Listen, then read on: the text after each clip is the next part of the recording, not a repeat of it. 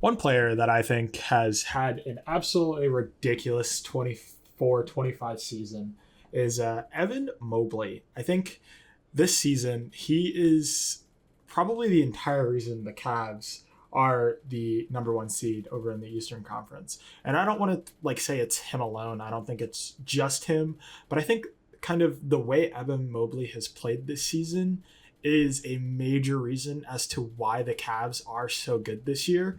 And I wholeheartedly believe in my heart that Evan Mobley could be argued as either the second or the best player on the Cleveland Cavaliers because he's just that good. So I want to take some time to kind of get into his impact, get into how good a player he really is, and talk about kind of the changes he's made this season that has really turned him into one of the best players on his team overall. I think it'll be best to kind of just start with the obvious. Evan Mobley was the DPOI this season. He won the DPOI award. He was presented with it recently. Actually, I think it was before the game one of the Pacers series. So he's the DPOI. When Evan Mobley is playing, he averages about 1.6 blocks per game, about a steal per game, 9.3 rebounds per game, and then he has the on-court defensive rating of 106.5. And then when Evan Mobley is off the court, the overall offensive rating of the opposing teams increases by about 3. So Evan Mobley has a noticeable impact when he is on and off the court, and teams play better against the Cavaliers when Evan Mobley isn't on the court because he just has that much of a defensive impact.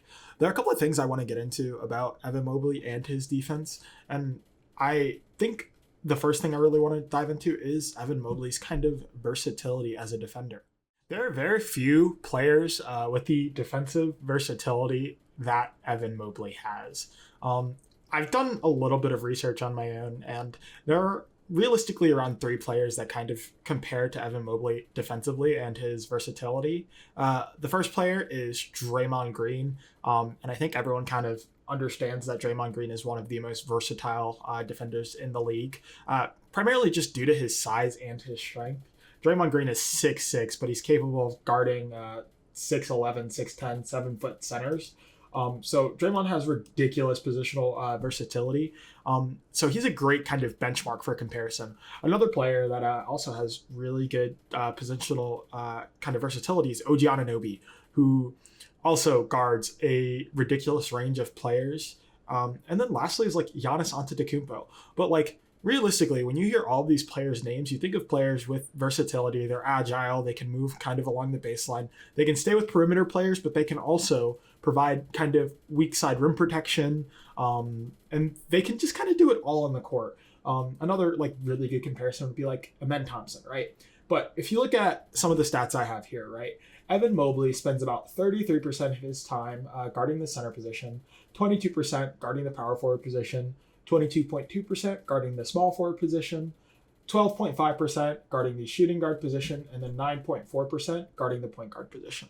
To contrast it with kind of the player that I believe has some of the best positional versatility, who is Draymond Green. Draymond Green has about a 30% kind of guarding center position, 29% guarding the power forward position, 18.6% guarding the small forward position, 13.7% guarding the shooting guard position, and 8.8% guarding the point guard position. So I think overall his ability to kind of be compared to a generational and kind of Hall of Fame defender such as Draymond Green is proof of his defensive versatility. And it just kind of shows how well he holds his own out there. The Cavs are comfortable with Evan Mobley being switched onto a guard, and that's because they're comfortable with Evan Mobley being able to move his feet and keep up with that guard. And one thing that I've kind of noticed while watching Evan Mobley is even when Evan Mobley gets beat, say he gets beat off the dribble or he gets beat because of maybe a screen or something like that, he recovers ridiculously well.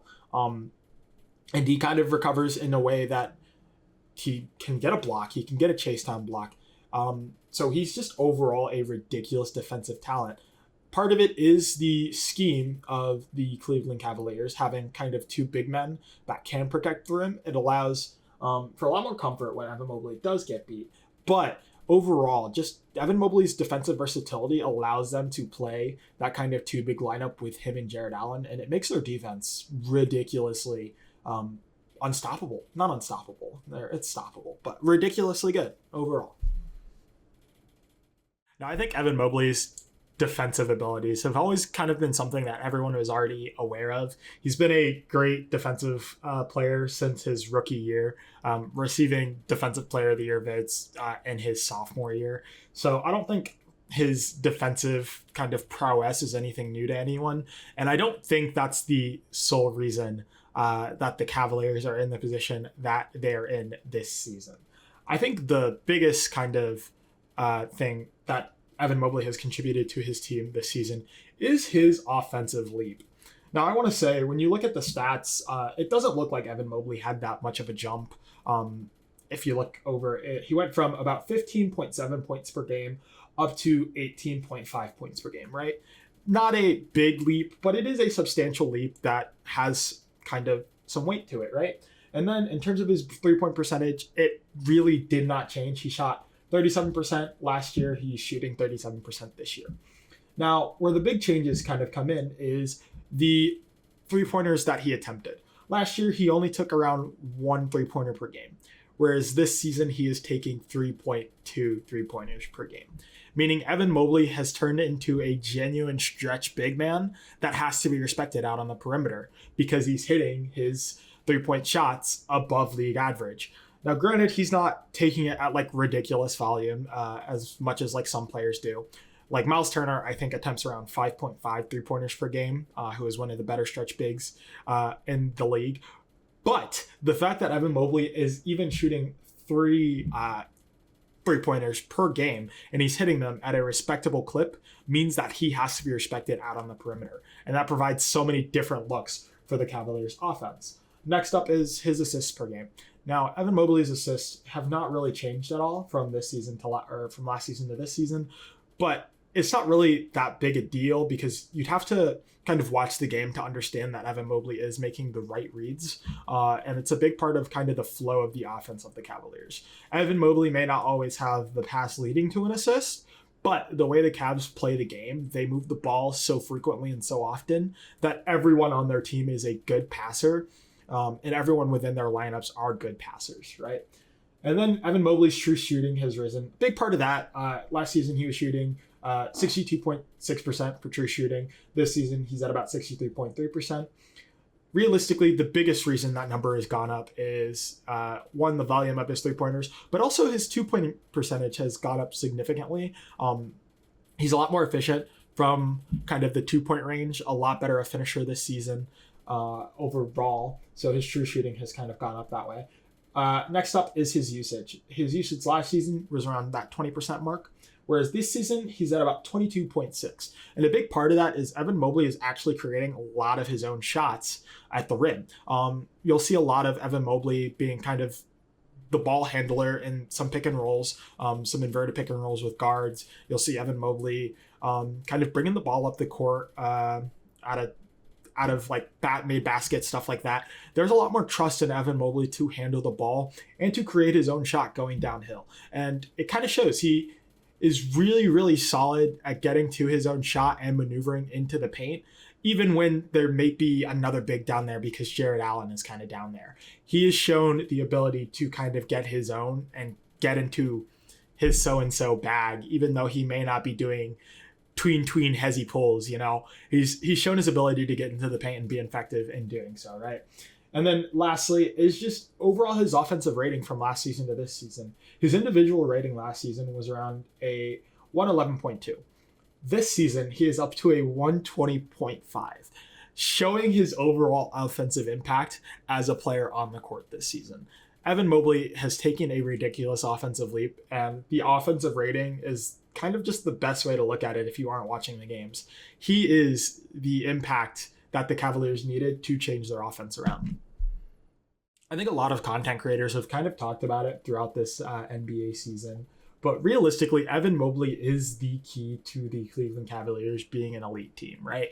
Everything kind of hinges on him. He has great surrounding characters in Darius Garland, Jared Allen, Donovan Mitchell. But realistically, the team only works when Evan Mobley is producing like he is this season, right? So comparative to last season, let's just start by looking at the offensive rating, right? Last season, the Cleveland Cavaliers had an offensive rating of 115.1, which was around 18th in the league. The Cleveland Cavaliers did not have a top 15 defense last season. Whereas if you contrast that to this season, right? This season, they have a 121.9, the number one rated offense this season. The Cavaliers didn't make a bunch of crazy changes this season to their roster. They added some depth in Ty Jerome. They traded for people like DeAndre Hunter. But they didn't do too much to their starting lineup. They have the same starting lineup from last season. A big reason as to why the Cavs are so much better is Evan Mobley played more games, and Evan Mobley took an offensive leave. He is significantly better on offense. If you kind of just look at his individual offensive rating from last season to this season, you can see that the kind of jump coincides to the jump that the Cleveland Cavaliers took in terms of offense this season. It's not going to be one-to-one, obviously. That's not how it works. But when Evan Mobley is a better offensive player, the Cleveland Cavaliers are an unstoppable offensive team, right? Now, let's kind of shift down to the defensive rating. I will say their defensive rating did lower this season. Last season, they were at a 112.7, and this season, they're at a 112.2. It's not that much lower. It's lower by 0.5. So realistically, their defense is around kind of that same mark. But overall, they're still a fantastic defense. They're only 8th this year. The league has a lot of ridiculous defensive teams this season, and a lot of teams with defense kind of being their identity. So you can't fault Cleveland for only being the 8th because they're still ridiculously good. Now let's kind of shift down to the net rating. Last season, they had a net rating of 2.5, which was 13th in the league. They were the 13th best team in the league in terms of net rating. They weren't that great. Whereas this season, they have the second best net rating in the league at a 9.5. They were undeniably one of the best teams in the regular season this season, with not many people to compete with them outside of OKC and the Boston Celtics. Lastly, last season, they won around 47 games and they lost 35 with the 4th seed. This season, they won 62 games and lost 20, and they were the number 1 seed in the Eastern Conference, competing with the championship Boston Celtics in terms of wins. This should just tell you, when Evan Mobley is playing at an All-NBA level, at an All-Star level, the Cleveland Cavaliers quickly become an unstoppable team. Like I said, he has a case to be either the best or the second best player on the team, and if I were to personally rank them, I would have a lot of trouble choosing Donovan Mitchell over him. I think Donovan Mitchell is a bit more consistent offensively, but what Evan Mobley brings you in terms of versatility, in terms of defense, I find to be kind of just irreplaceable, right? And I think he is the key to making Cleveland the fantastic team that they are. And I don't want to discredit the kind of players on Cleveland. I think Darius Garland is also a fantastic player that contributes to Cleveland's winning. And I do plan on making a video about Darius Garland next. Either next or after, neither here nor there. I do plan on making a video about Darius Garland. It just kind of depends on how this Pacers series goes. If they win, I'll probably make one a little bit later. If they win, I'll make one a little bit later, closer to kind of the conference finals. Whereas if they lose, I'll probably make one sooner to just kind of give him his respect, even though he's getting knocked out, similar to what I did with Giannis. But back to what I was saying. Overall, the Cleveland Cavaliers are a better team when Evan Mobley is a better player. To kind of close it out, overall, respect Evan Mobley. Understand that he is one of the best players in the league, one of the best power forwards in the league, probably going to make an All-NBA team this season. He's the reason the Cavs are where they are today, and he deserves to be respected as a player. I want to take the time to thank you all for watching and or listening. Please like, comment, and subscribe.